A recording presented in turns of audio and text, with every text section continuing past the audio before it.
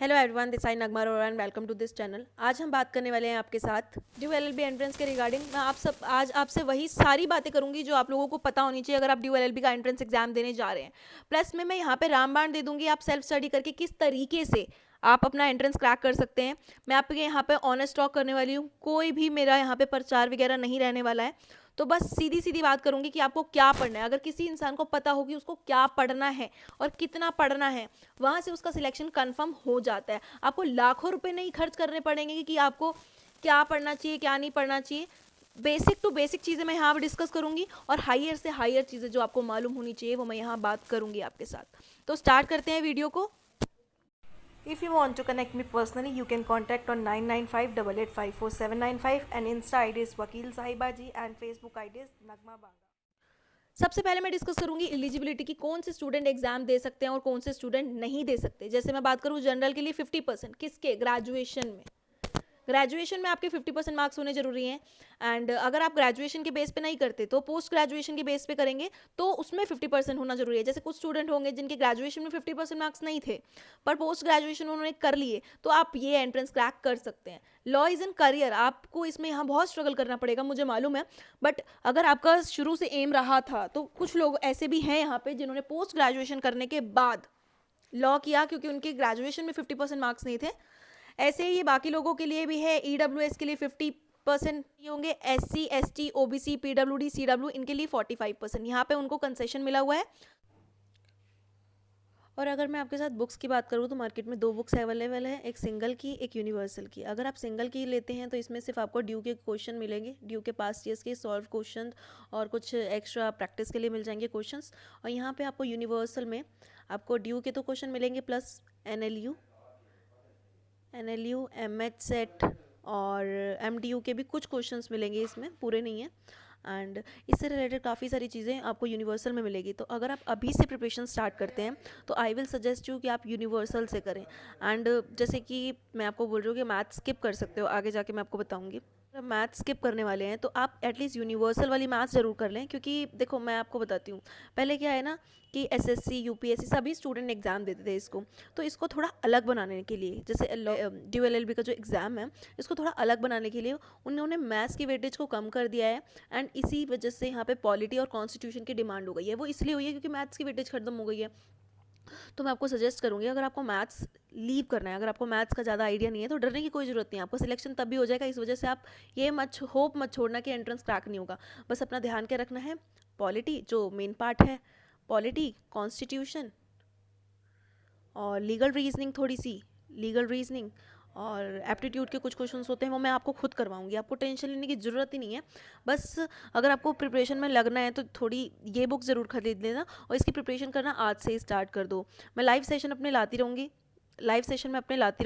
इसमें मैं आपके साथ हर टाइप के क्वेश्चन डिस्कस करूंगी जो आपके ड्यू एलएलबी एंट्रेंस के एग्जाम में आने वाले होंगे। बस तो अब हम बात करते हैं एग्जाम मोड कैसा रहेगा। एग्जाम मोड ऑनलाइन है एंड एग्जाम पैटर्न आपको पता होना चाहिए कि 4 मार्क्स का एक क्वेश्चन है, टोटल 100 क्वेश्चंस होंगे तो एग्जैक्टली 400 मार्क्स का आपका एग्जाम पेपर है।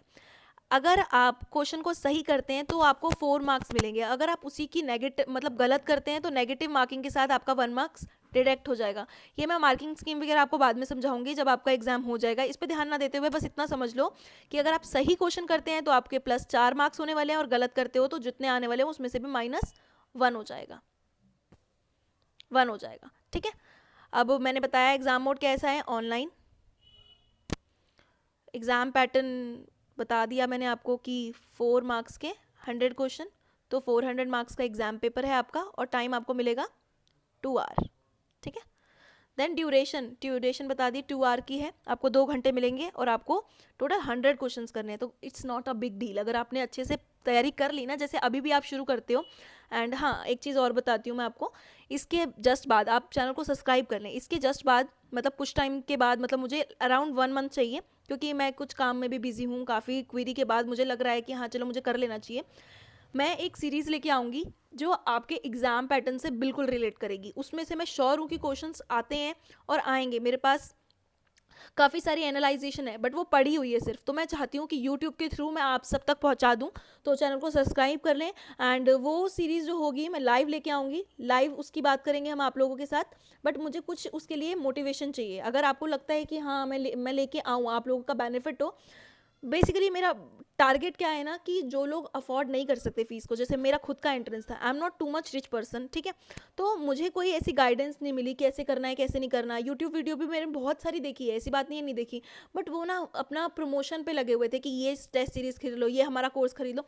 मेरा ऐसा कोई प्लान नहीं है। मैं जैसे आपसे सिर्फ इतना बोलूँगी कि वो फ्री ऑफ कॉस्ट रहेगा, लाइव सेशन रहेगा डेली बेसिस का। अगर आपको लगता है कि करना चाहिए, जिसमें मैं आपके साथ बहुत सारे पॉलिटी के क्वेश्चन डिस्कस करने वाली हूँ, कॉन्स्टिट्यूशन के क्वेश्चन डिस्कस करूँगी।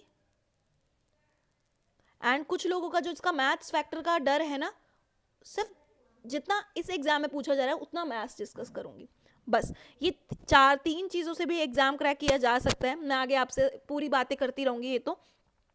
और करंट अफेयर्स मेन है। करंट बात करते हैं सीधा सिलेबस की। सिलेबस क्या क्या है देखिए, 100 ऑब्जेक्टिव क्वेश्चन है, मैंने आपको बताया किस किस पोर्शन से पेपर आएगा। Legal aptitude awareness, general awareness, analytical aptitude question और मिसलीनियस क्वेश्चन। मिसलीनियस में वो चीज़ आएगी जो इनमें से नहीं होगी। तो करते हैं आगे बात। जनरल अवेयरनेस, जनरल अवेयरनेस में क्या है, एक सेकेंड। जनरल अवेयरनेस में क्या है, जनरल नॉलेज, जो जनरल नॉलेज हम लोग बचपन से सीखते आ रहे हैं वो।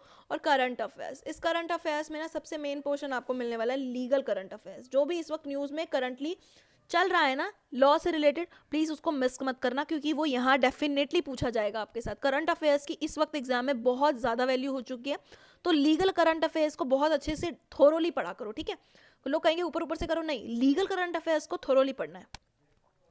देन आगे बात करते हैं।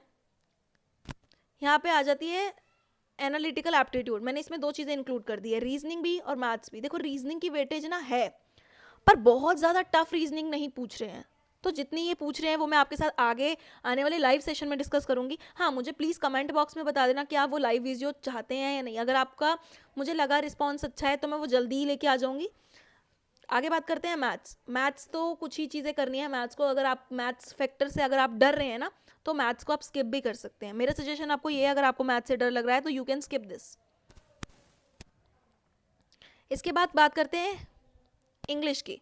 इंग्लिश की बात करते हैं। इंग्लिश में सबसे पहली चीज़ है कॉम्प्रिहेंशंस। बहुत सारे कॉम्प्रिहेंशंस प्रैक्टिस करना आप जितने कर सकते हो। साइनोनियम्स, एंटोनियम्स और एरर, सेंटेंस एरर, इसमें ना आपको सबसे कम टाइम लगेगा। और फिलहाल ये इतना ज़्यादा वेटेज नहीं है, इसके कम से कम 10 या 15 क्वेश्चन आते हैं, ठीक है। 10-15 क्वेश्चन आए, इस बार भी आए थे। एंड उससे पिछली बार यानी कि 2020 में वो भी नहीं थे। तो बेसिकली आपको कह सकते हैं कि आप इस पर भी ध्यान दो, इसको भी इग्नोर मत करो। पर मैथ्स को आप इग्नोर कर सकते हो अगर आप चाहो तो। अगर आपकी मैथ स्ट्रॉन्ग है तो वेल एंड गुड है ना यार, क्या दिक्कत है, अच्छी बात है। आपके 5 से 7 क्वेश्चन उसमें निकलेंगे तो क्या गलत है। और मैथ्स भी ना बिल्कुल टुच्चे लेवल की आती है, जैसे आपने 10th क्लास में पढ़ी हुई है ना। थोड़ी थोड़ी चीज़ें और अप्लाई कर लेना, ट्रिक्स लगा लेना, हो जाएगा, कोई दिक्कत वाली बात ही नहीं है उसमें। सीट मैट्रिक्स की बात करते हैं। देखो भैया, ये सबसे बड़ी फैक्टर वाली बात है, सीट मैट्रिक्स। सीट मैट्रिक्स में आपको पता होना चाहिए कितनी सीटें अवेलेबल है। ड्यू में सबसे ज़्यादा चांसेस होते हैं लोगों के एडमिशन की, क्यों? क्योंकि सीट अच्छी है। अब सीट मैट्रिक्स की बात कर लेते हैं। ये हमारा लेटेस्ट सीट मैट्रिक्स है। अभी तक डर लग रहा था कि अप्लाई होगा या नहीं होगा। क्यों डर लग रहा था, मैं आपको क्लियर कर देती हूँ। आप लो स्टूडेंट अभी बनने वाले हैं। ये मैटर सब जुडिस है। सब जुडिस का मतलब होता है इस केस के अंदर आपका जो मैटर है कोर्ट ने अभी तक डिलीवर नहीं की है जजमेंट, तो इट कैन बी चेंज। मतलब ये सीट मैट्रिक्स चेंज हो सकती है। और आने वाले अभी भी आप लोगों के लिए भी ऐसा है कि बीच में कोई जजमेंट आ जाए तो ये सीट कम हो जाएंगी। पहले जो थी मैं आपको वो बताना जरूरी नहीं समझी, क्योंकि मुझे चांसेस कम लग रहे हैं। क्योंकि अब तो अप्लाई हो गया, एक बार अप्लाई हो गया तो चांसेस कम हो जाते हैं कि सीट मैट्रिक्स चेंज होगी। तो वीडियो को ना बड़ा करते हुए मैं आपको यही वाली सीट मैट्रिक्स बता देती हूँ।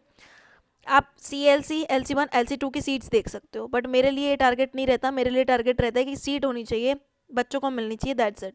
तो जनरल के लिए जो सीट होगी वो 1170 है। ठीक ठाक सीट्स हैं और इसमें ज़्यादा इंक्रीमेंट नहीं हुआ था जब जनरल की सीट्स बढ़ी है। OBC की 780, SC की 433, ST की 216 और अब की बार EWS की 289। सबसे ज़्यादा EWS की सीट बढ़ी है। पहले 117 था तो सीधा डबल हो गया ये। देन PWD के लिए 144, CW के लिए भी 144, FN के लिए भी 144। तो ये सीट मैट्रिक्स है, इसके अकॉर्डिंग चलेगी हर चीज़ें। एंड सीट मैट्रिक्स के अलावा मैं थोड़ी सी आपको ये भी बता देती हूँ कि कट ऑफ कितनी तक जाती है। अब हम बात करेंगे कट ऑफ की, पहले पूरा समझ लेते हैं, उसके बाद मैं आपको समझाती हूँ कि मैं ये बात कर ही क्यों रही थी। एक्चुअल में ये कट ऑफ 2020 की बताऊंगी यहाँ पे, और मैं यहाँ 2021 की बताऊंगी। तो चलो डिस्कस करते हैं। जनरल की 2020 में जो कट ऑफ रही थी वो रही थी 225, और अभी तक 2 कट ऑफ आई हैं, 3 कट ऑफ आएंगे मैक्सिमम। अभी कट ऑफ गई है 232, सेकंड कट ऑफ तक देख चुके हैं हम। मैक्सिमम अब 230 से नीचे नहीं जाने वाली, ये हम मुझे दिख रहा है। देन EWS की पहले कट ऑफ जो थी वो थी 206, और यहाँ पे गई है 196। SC की गई है 158, 2021 में चली गई थी 158। ये सेकंड कट ऑफ बता रही हूँ मैं आपको, इसमें 2-4 मार्क्स फ्लक्चुएशन देखना, फाइनल कट ऑफ यही जाने वाली है। ST 83, उसके बाद जब गई वो गई 92, उसके बाद OBC की थी 178, और लास्ट में गई 185। अब आपको समझ आ रहा है कि आप सीट इंक्रीमेंट के बाद भी कंपटीशन को समझो यार, कंपटीशन समझो। ये तो सीधा डबल हो गई थी सीटें, तो आप इस चीज़ को तो इग्नोर करो, बाकी चीज़ें देखो। सीट कैसे, कंपटीशन किस तरीके से बढ़ता हुआ जा रहा है। सीट बढ़ी हैं, और सीट कम नहीं, काफ़ी सीट्स बढ़ी हैं, उसके बाद इतना कंपटीशन है। तो आप समझो आप 2022 के बच्चे हो। मैं आपको डिमोटिवेट करना नहीं चाहती थी, बट अगर मैं आपको ये नहीं बताती तो आपको समझ नहीं आता कि आपको किस लेवल पे तैयारी करनी है। तो लेवल की तैयारी अच्छी सी होनी चाहिए, बुक्स एटलीस्ट अच्छे से रीड करना, पॉलिटी, कॉन्स्टिट्यूशन सब मैं आपको अपने चैनल पे दूंगी। बस तैयारी करनी है, ये सोच के ज़रूर बैठना। अगर आपके मन में ऐसा भी नहीं है ना, अंदर से नहीं रहेगा कि मुझे प्रिपरेशन करनी है, तो ये हो ही नहीं सकता। मैं क्या, कोई भी आपको क्रैक नहीं करवा पाएगा। कितने भी महंगे कोचिंग सेंटर चले जाओ, महंगे कोचिंग सेंटर जाने का तो मुझे लॉजिक ही समझ नहीं आता। आप लाखों रुपये लगा के सिर्फ एंट्रेंस क्रैक करने जाते हो, इससे अच्छा प्राइवेट में पढ़ लो।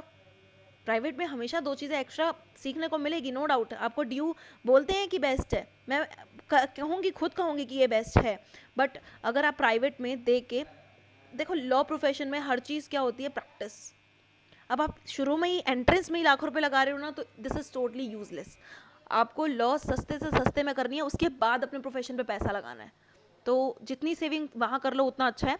बाकी ठीक है आई होप ये वीडियो आपको पसंद आई होगी। अगर ये वीडियो आपको पसंद आई है तो वीडियो को लाइक करना, और कमेंट जरूर करना कि आप आगे चाहते हो कि मैं लाइव वीडियोस बनाऊं या ना बनाऊं। एटलीस्ट मुझे इन्फॉर्मेशन मिल जाए, क्योंकि मैं भी काम धाम छोड़ के ये सब चीज़ें नहीं कर सकती। मुझे जितने लोग पूछते हैं सिर्फ उतने लोगों को नोट शेयर करके चीज़ें ख़त्म कर दूंगी।